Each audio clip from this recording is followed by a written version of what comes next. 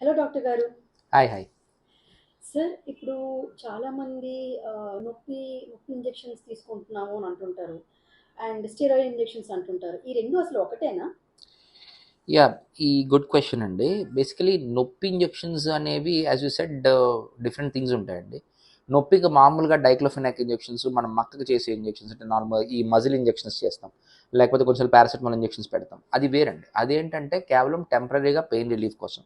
అందులో కూడా paracetamol injections are safer, వేరేస్ డైక్లోఫెనాక్ అవన్నీ కూడా కొంచెం ప్రాబ్లమాటిక్గా ఉంటాయి. But acute phase of pain అంటే దెబ్బ తగిలిన వెంటనే, లేకపోతే సర్జరీ అయిన వెంటనే నొప్పి తగ్గడానికి మనం అప్పటికప్పుడు ఇవ్వడానికి డైక్లోఫెనాక్ పనిచేస్తుంది. వేరేస్ స్టిరాయిడ్ ఇంజెక్షన్స్ అంటే ఏంటంటే అవి తెల్ల ఇంజెక్షన్స్, అంటే చిన్న బాటిల్లో వస్తాయి, వాటిని తీసుకుని ఇస్తాం అనమాట. ఇవి జనరల్గా ఈ కాలంలో అసలు అడ్వైజబుల్లే కాదండి. ఒకప్పుడు ఎందుకు ఇచ్చేవాళ్ళం అంటే వేరే పెయిన్ మేనేజ్మెంట్ ఆప్షన్స్ ఉండేవి కాదు. సో అలాంటప్పుడు జాయింట్ పెయిన్స్ చాలా ఎక్కువ ఉన్నాయి, లేకపోతే భుజంలోని కంట్రోల్ ప్రాబ్లమ్స్ ఉన్నాయి, లేకపోతే ఎక్కడ పెయిన్ ఉంటే అక్కడ, ఇప్పుడు మడాల నొప్పులు ఉన్నాయి, వాటన్నిటికీ కూడా అప్పుడు స్టెరాయిడ్ ఇచ్చేవాళ్ళం. స్టెరాయిడ్తో ప్రాబ్లం ఏంటంటే ఒకటి, దానివల్ల వచ్చే పొటెన్షియల్ సైడ్ ఎఫెక్ట్స్ ఉంటాయి. రెండోది, స్టెరాయిడ్ ఇవ్వటం వల్ల లోపల ఏమీ డ్యామేజ్ ఇంప్రూవ్ అవ్వదండి.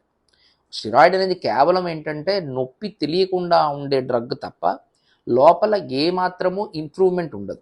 So that is the major problem with steroid.